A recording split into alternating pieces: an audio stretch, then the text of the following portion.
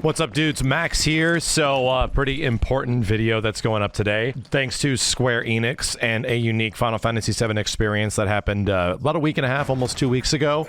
We got some gameplay impressions, some brand new 4K footage, and a whole bunch that's going to be going up in this video, talking about a little bit of the beginning and early level experience of Final Fantasy VII Rebirth. My apologies if I say remake, anywhere between this video. So this kind of comes in tandem with some pretty amazing news. I'm making this video the day before, and it's already been very heavily hinted, if not already released on PlayStation, that there's a trailer for a demo that is going to be dropping right around a similar time frame this video goes up, and this is going to be after the state of play of Final Fantasy VII Rebirth. I'm just very much hoping that a lot of the stuff that I get to talk about today, you guys get to experience in the demo, because so much of it, again, you know, sounds like I'm a crazy person sort of talking about this game, and I think it's just better if you experience it for yourself. So, let's specifically talk about what was at this Final Fantasy VII experience. We had a unique situation where we got to talk to the devs specifically. The director and the lead producer of the series was there. Most of the voice actors were there. They were all incredibly generous, incredibly kind people. They all seemingly knew me. It's crazy to think that I'm somehow the main Final Fantasy VII person when it comes to the series and games. I'll never take that for granted. And I knew that as much as I want this to be a unique experience, experiencing it the first time with people, like on stream, I knew that if I didn't go to this, it would be disappointing to some in some way. So, you know, with that being said, yeah, going to this event, I recorded some of my reactions to some of the things that happened on screen, even though we couldn't record all of it. It was composed of two different parts, and the first part is essentially the introduction of the game. Setting us up and going over the flashback, while there is the follow-up section, which is the actual Kalm town by itself, and then the first little taste of the open world, or the Grasslands that we saw back at Tokyo Game Show.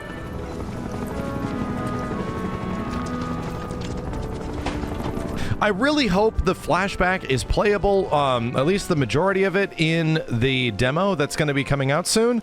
I really hope so. I'll be getting gameplay of that up as soon as possible, and I'll let you guys know. But I do not want to directly spoil any individual elements that happen throughout it.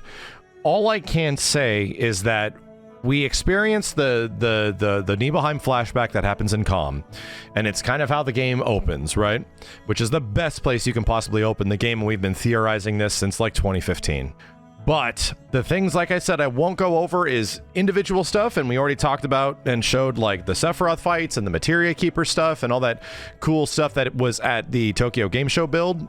Very neat, right? That's just one small portion. Like, that entire demo was like not even a fourth of the entirety of the Kalm flashback. So it's extensive, and it's an absolute amazing starting point for this game. I could not believe the quality of the set pieces, the music, the visuals, and the direction of this sequence. I absolutely was mind blown. I had to like take a break in between that and the finality of it, where it's like I had to use like the restroom. It's just like I just need to step away for a second. Like I could not believe how good it was. And again, these sequences have been played out several times in the past in previous Final Fantasies, in like Crisis Core and animes and stuff like that. The Nibelheim flashback is kind of a very iconic, probably one of the most iconic set pieces of the entire game, right?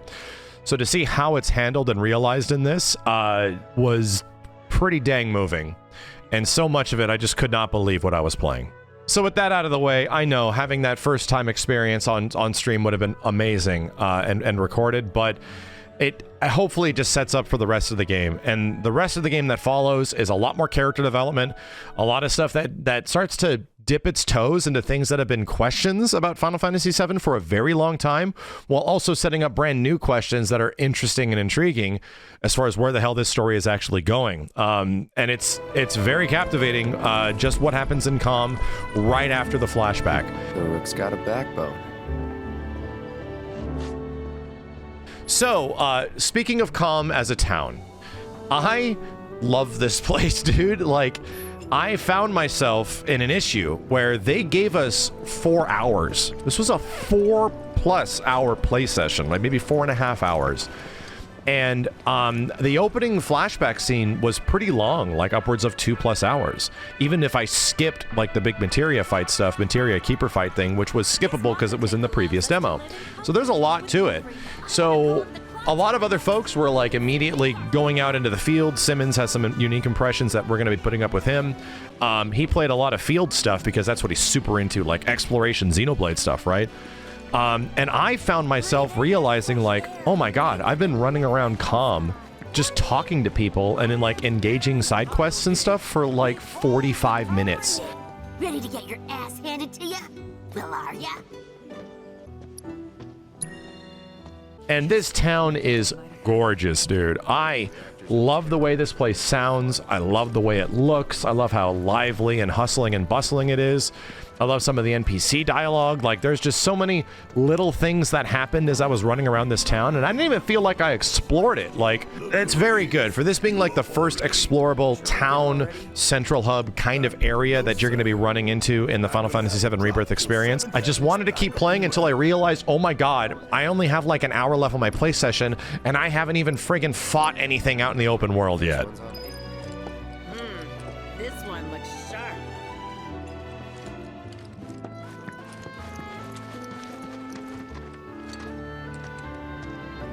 Wanna climb the clock tower together? Sure. Let's. For real? Awesome! The introduction to the open world of this game is fantastic. It's like the devs exactly knew the feelings that we all went through back in the 1997 version of Final Fantasy VII, when you discovered that there is a world to this game beyond Midgar. And they really hammer that home after a escape sequence that you're trying to run away from Shinra. Shinra's obviously, you know, going after you guys. You first get the exposure to the big open world itself.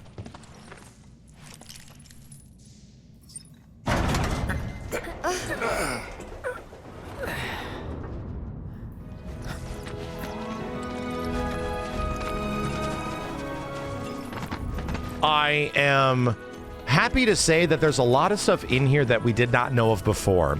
Previously with the Junon area, we were able to cover a lot of the individual elements and how exploration is, how item crafting is, like all of that kind of stuff. And yeah, it's all still here. But there's a few other things that we learn within this playable portion of the outside area of the game, of like how things kind of work. And now that you get kind of a more expansive zone, because obviously the Junon demo was pretty short, like the amount of explorable area was kind of constrained. This was not. The first thing you notice, at least at the beginning, is that there's not enemies literally everywhere, right? This isn't an MMO where there is rats and fights and dogs and wolves permeating every single corner from point A to point B for you just to like mash out fights on everything. No, weirdly enough, there's fights at certain sporadic moments that take you from point A to point B, but the game has this ability, pretty unique ability, to sight-see grasp, where you're just going towards this one area, and it kind of reminds me of my experience in Elden Ring, where there's just certain points of interest on the map that are going to grab you, and you're going to start gravitating towards that location. Will there be some fights along the way? Yeah, sure, there might be some stuff here and there. But the fighting isn't usually the main thing, because there's a lot of other fighting stuff that happens that, you know, you can specifically target. So the cool part in terms of exploration is that the geographical diversity of the map is pretty dense. And even though when I was going to a certain area to discover something, I found that, oh, you know, I'm here now, but I can't do anything. There's something for later.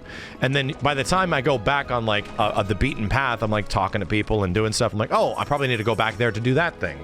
So it does leave you on this little like cookie crumb trail of like, oh, there's just stuff here and stuff there and stuff there.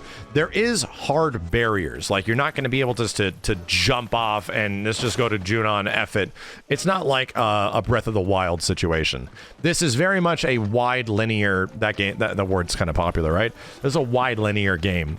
So they have a very, very large map for the Grasslands at the beginning that does deviate and move into other maps pretty naturally as I was looking around for stuff. running around, and I felt like I could smell this goddamn place.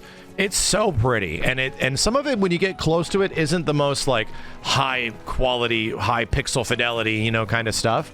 Some of it is, it's kind of like low textures and things like that, but the art on display, just the way that the world looks, I just loved it, man. So let's talk about that progression, because progression and like meaningful exploration is kind of like a hot topic, whether or not you feel a certain way about Final Fantasy 16 or other like Ubisoft style games. This game does take elements from other stuff. There's a big Ubisoft tower. We saw that with the Chadley elements.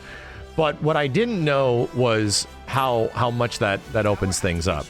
So what is different from the previous demos that we've seen? Folios. So these are the systems that place in Final Fantasy 7 Rebirth. You get level ups for every single character. Obviously, you get materia, you get accessories, you get armor, cool. But you also get your unique leveling system for your weapons, where you can have like an expertise on a weapon. So yeah, if you want to rock the Buster Sword the entire way through, it will have its own unique stuff, and you can rock that. But you know, you can also get other ones and level up that weapon. So a very similar system to sort of the cool stuff that was in Remake Part 1. But there's a new thing called Folios. And Folios are effectively a sphere grid system for every single character in the game that you can play. And this system unlocks a ton of different things, between stat modifiers, between minor increases like critical hits and stuff like that, but also it's team-up attacks. It's all of the cool team-up sort of limit break looking stuff that is throughout the game. And yeah, in the previous demos we played, all that was just unlocked and available for us. It was just all there. So it wanted to give us a taste of its systems and how it'll work when you actually have, you know, a whole bunch of it cleared. But now you get the idea of like, okay, so here's our combat at the start, and you only get so much. And these team-up attacks don't actually get unlocked until a little bit later. And now you have to start learning new ones with other characters. There's a good chance that Aerith and Tifa might not be able to team-up attack with each other. But if you're using Cloud a bit more, yeah, you want to use Cloud's team-up attack with Tifa, because obviously you'll be using more stuff on Cloud. So you can kind of customize it in that way. And if you want to unlock other stuff in other characters, you can do that. What's cool about this is that the points that go towards this are not just like fighting and grinding. All the other stuff that you do throughout the world seemingly adds points to this system.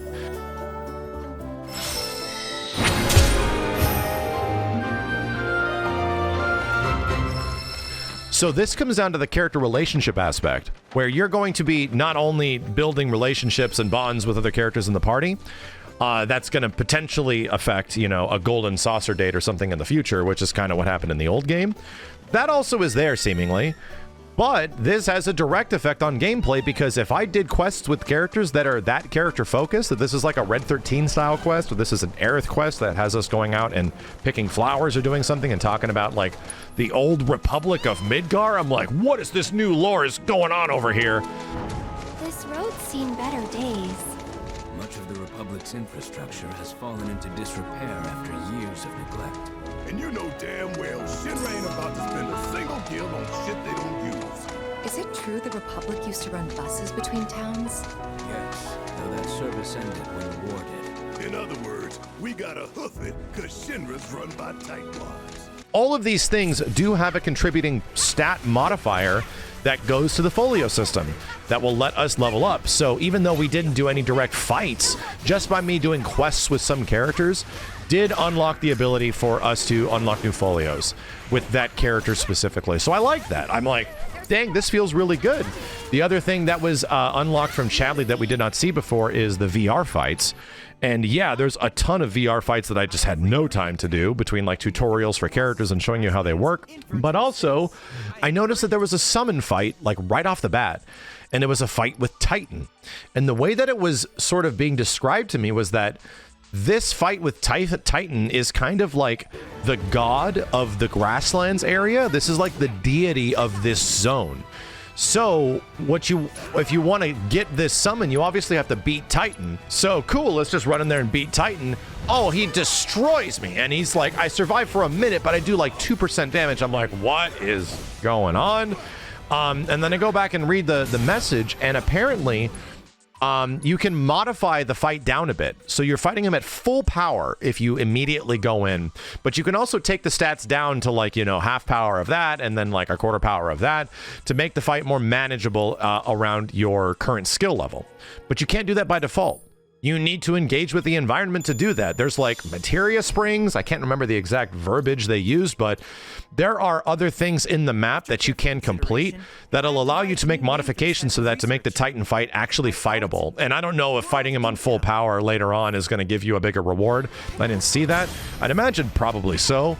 But it's kind of cool that, oh, so if we want to get Titan as a summon, we got to essentially explore his environment. We got to get used to the grasslands. We got to discover these areas. There's obviously like a grasslands like growth chart of like what you can do in these zones and what's possible and what's available. And what's your reward for doing all that stuff? Oh, well, you actually get the summon. And I think I love that, man. I think that system to sort of incentivize the player to do this stuff is really cool and will also lead to some challenging fights if you want to fight full power. I think it's just a great way to incentivize exploring zones. So speaking of exploring zones, the other thing I did was the Mog House. And yeah, you run into the Mog House and it's sort of a Moogle emporium. Cloud enters this place like it's a hazy Beatles song, a fever dream of weed smoke and butt hash. I'm just kidding, but it's kind of funny. He goes into this place and he has like no idea what's going on and he's like in a dreamlike state and you have to wrangle up Moogles to actually clear this one spot. I think every emporium is going to have something different. But after you complete it, you learn that, oh, throughout the world, there are these Mog Houses, and you'll have to complete tasks for them, but they unlock the Emporium, which is kind of a unique Mog store. So in that Mog store, of course, you get unique materia and weapons, and I think like sword arts / like hand-to-hand combat arts that increase your skills, which I'm like, oh, those are very good. But you can't buy anything immediately because you need Moogle coins. And yeah, you got Moogle coins, I think in Remake from that one kid, right? There was like a Moogle kid that you can buy stuff from. Sort of the same thing, but you find Moogle coins throughout the world by either doing actions or going up to towers. They're just in weird little spots, like all over the place. And even in the demo, I ended up picking up a few, but not going back to the Mog Emporium to do stuff. So anyway, that's just another thing on top of all the Chadley unlockable stuff for like exploring zones. It seems to be all working towards either getting rewards by like earning summons, earning gear, earning weapons, earning materia. Like there's enough very cool stuff that you can do per zone that I think they're working really hard to make it fun and interesting about us discovering zones and just doing as much stuff as possible per zone. Another thing I want to mention is that since I didn't have a ton of time with the game, I didn't get a chance to like grind a ton of side quests. I did like 1 or 2. And I didn't spend too much time fighting things either. So what I found was when I got to certain fights that my relative like low level, I only gained like a level or something before I went to some notorious monsters, those alpha dunks and things like that. I was getting my ass kicked. I was like, ooh, these guys get hard. And even later on, the zone essentially ends at the Midgar Zalem. Oh, I'm sorry, it's called the Midgar Sormer, appropriately translated now. Giant snake fight, right? And the snake fight has a unique thing. You got to go get chocobos, but the cool part is that by even me doing that fight, I couldn't beat it. I got close to beating it, but this fight was shockingly difficult. Like you couldn't just roll through and smash these bosses with whatever starting gear you had. It's like, oh no, you kind of got to deviate and get a strategy going or go get more materia or something. So that led me to an interesting observation where these fights aren't inherently easy. And I was doing the surface level stuff, right? The basic trash mobs, you know, that you just run around aren't that hard, obviously. But when it came to actually unique stuff, it's like, no, these things put up a fight. I'm like, ooh, I like that. I like the fact that the game is incentivizing us to do something that was very much missing from Remake Part 1.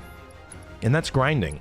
I don't think a game needs to be super grind heavy to be interesting. I think it's the opposite of that. The grind stuff needs to feel like you're not grinding. And since I didn't do a lot of side quests and things that will level up my characters and get us more folios and more gear and materia, like I said, I was getting my ass kicked. So in part 1, even if you wanted to grind in that game, dude, you had to like wait till the end at like the parking garage. There was an under the expressway sort of area you could grind. There were very limited spots you could actually grind kind of effectively in Remake Part 1, and that was kind of a complaint from several people, even myself, where it's like, yeah, we're just sort of like blitzkrieging through this game and not a lot of time to meander and figure out like what's here. It was obviously linear and a game that is telling its story, but I found that so you could kind of approach this game differently. You can obviously devise strategies because fights have different strategies now. The boss fights have much bigger and more scalable strategies where it's like, oh, now there's all these interactable things that you can work with, like some boss fights like Apps had in Remake Part 1.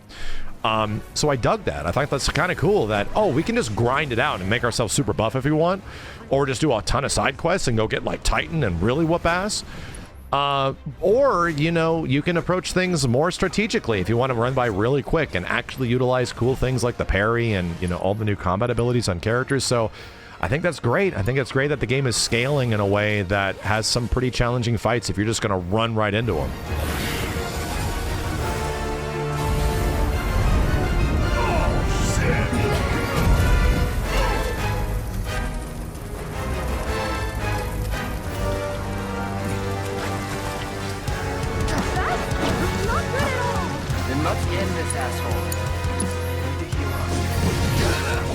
My God, there's so much more stuff that I could talk about, and kind of the last thing I want to mention is present in the flashback portion of this demo and also present throughout the world and the cities that you go to.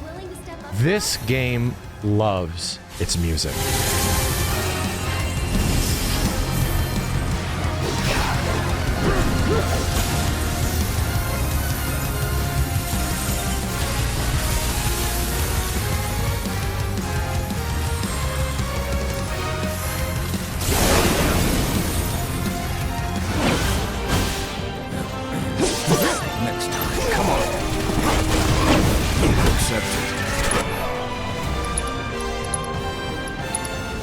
This game might love its music even more than Final Fantasy VII Remake Part 1. And I just found myself completely taken back by the use of musical score and themes throughout my playthrough of this game. And I think it's truly impressive and kind of comes as a, like, you know, we spared no expense when it came to this because so much unique themes that were being shot at me and emotional, like, themes that I was like, this is crazy.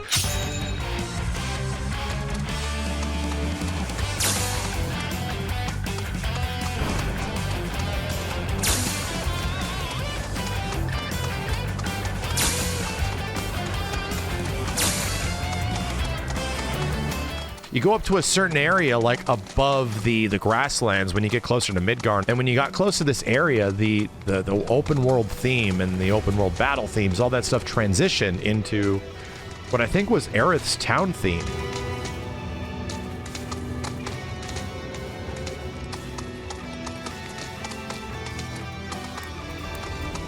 It was an instrumental version of that and also had a battle version of that theme. I loved it, man. It felt so dark and desolate in compared to the previous environment we were in, where they're really trying to set a mood for all this stuff. And not only just that, they're also setting up for some interesting new lore stuff of, like, talking about what Midgar was like before and the old Republic that built these roads and they weren't maintained. I'm like, there's some cool stuff going on here that I think we're definitely going to explore later in this story.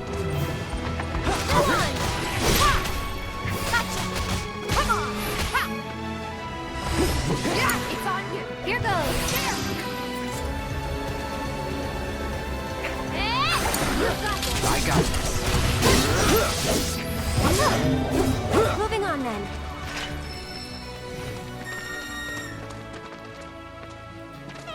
Anyway, I can just keep gushing about this, and I'm hoping I have enough footage to accompany most of the things I'm saying. But this game, again, demoed very well. And I think the last thing I have to mention was the things that I had pretty big gripes about in the first demo we played, which was actually technical things. So speaking on that, I will say a lot of things that people mentioned were going to come back and haven't been shown, and this is a big question if this is going to be here. I didn't notice any foliage movement. So when you run around through grass, if not bushes and stuff, it didn't look like any of that stuff was online or actually moving in some way. Some old trailers for this game did have that, but not anymore. which is kind of disappointing. I hope that eventually, you know, gets changed sometime in the future. If there's a PC version on the horizon, that'd be sick. But there is very good news in terms of all these technical potential shortcomings, and it is the performance mode. So the game by default runs in like a 4K 30 FPS, and that ran pretty well. And the 4K 30 actually was a pretty decent way to play the game. Funny enough, we also got performance mode, which might be something closer to a 1080p upscale to 1440p. And in the previous demo, that was not great. It was very smudgy, it was very smeary, and you could clearly notice, like, ooh, we've taken a massive hit on the visual fidelity of the game if you're running it in 60 FPS. Good news, that seems to have been fixed. 60 FPS mode runs pretty great. And it looks a lot sharper than it did before. There's obviously a bump because, of course, you're running the double frame rate. You're not going to get the same resolution. But in comparison to what it was before, there was a pretty massive hike in technical prowess in terms of how the game operated and performed. So most of the weird bugs and camera things that I was running into in the previous demo seemed to get fixed. I didn't have any of those problems, and it was kind of the same typical, like, Unreal shader loading, much less, like, texture loading stuff. Not on the degree of The Door, but I would just notice that every once in a while, like, a texture wouldn't pop in that quick, and then it would snap in. Was it detracting from my total experience? It wasn't. I was having to go out of my way to find something that, like, maybe isn't great about this. And it was kind of the only thing where it's like, yeah, you know, there's some texture pop in every once in a while. And clearly it'd be cool if, like, the grass could move and stuff like that. But that's pretty much it. It was insanely impressive. It was insanely polished as well, which I'm very happy to report on. That this experience seems to be quite tailored to what they wanted us to experience in Part 1. And for a lot of people that were missing out on Part 1 and hoping that, like, oh, well, I don't want to just play through Midgar, I get it, man. Like, I completely understand that Part 1 was spread a little thin in some areas, and I can't say the rest for the rest of this game, but this game and how they're treating its open world seems that they love this, and they are aggressively trying to get us to love it too, because there's just so much to do. Again, like I said, we had 4 hours. I needed 8. So I'm hoping you guys get to experience a little bit of this in the demo. It might be the Junon demo that comes out soon, and you'll get an idea of what that's like, but that Junon area is very small, at least the one that I played back in September. In comparison to these Chapter 2 Grasslands and big, massive environment, it was a lot different, and there's just an insane amount of stuff. At this point, I'm kind of going dark, and I don't want any more information to really be spoiled for me. I'm nervous about tomorrow's presentation having spoilers. I'm probably going to jump out of the way of the camera if that does happen, but still, I will be playing the demo, and we'll be checking it out. So, for any of you guys that are looking forward to this, I do appreciate it. I'll be putting up my full playthrough in 4K. Yes, the quality of the videos is going to be high. That's going to be going on YouTube and also streaming on Twitch. So, again, if you guys are looking forward to this stuff, I appreciate a sub. I appreciate a comment below if you have a chance to play it and what you think of it. As always, thank you. I'll be back as soon as possible for more. My name is Max, and I'll see you next time.